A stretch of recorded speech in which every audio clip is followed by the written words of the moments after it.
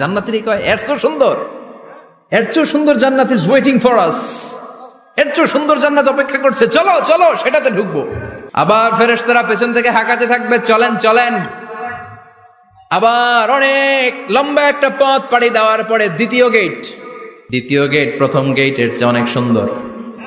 ওইটার ডিজাইন, ওইটার কারুকার্য, ওইটার মনোরম পরিবেশ আরো মনোমুগ্ধকর, অসাধারণ। জান্নাতীরা ফেরেশতাদেরকে আর কিছু জিজ্ঞেস না করে ওইখানেও খাওয়া দাওয়া শুরু, ভাবছে এটাই জান্নাত।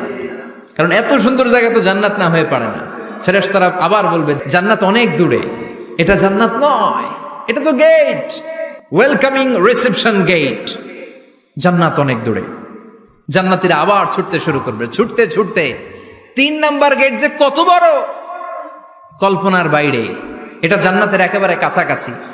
ওই জায়গার সৌন্দর্য, নাজ নেয়ামত দেখে জান্নাতীরা 100% নিশ্চিত হয়ে যাবে যে এটা জান্নাত না হয়ে পারে না, এটা জান্নাত, কোনো কথা নাই। জান্নাতকে মজা লেলো, জান্নাত তোমারই হ্যাঁ।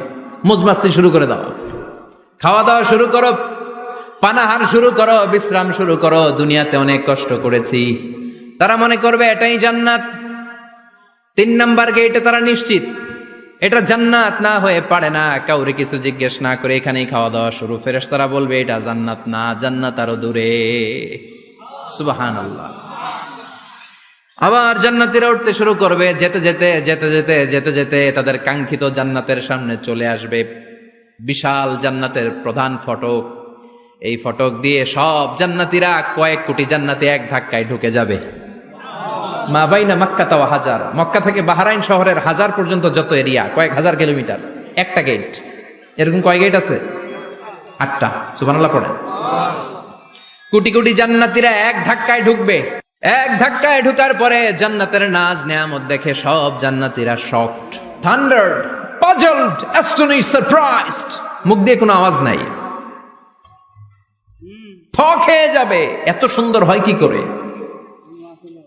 সব জান্নাতীরা মনের অজান্তে মুখ দিয়ে একটা শব্দ উচ্চারণ করবে, শব্দটা হলো আলহামদুলিল্লাহ।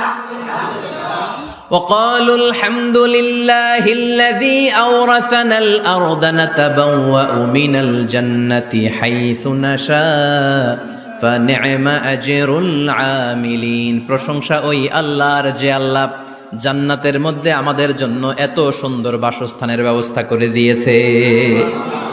দুনিয়াতেও মুমিনরা ভালো কিছু পাইলে কি পড়তো? তো জান্নাতে যে এটা ভুলে যাবে? কথা বলেন। জান্নাতে যেও মুমিনদের মুখ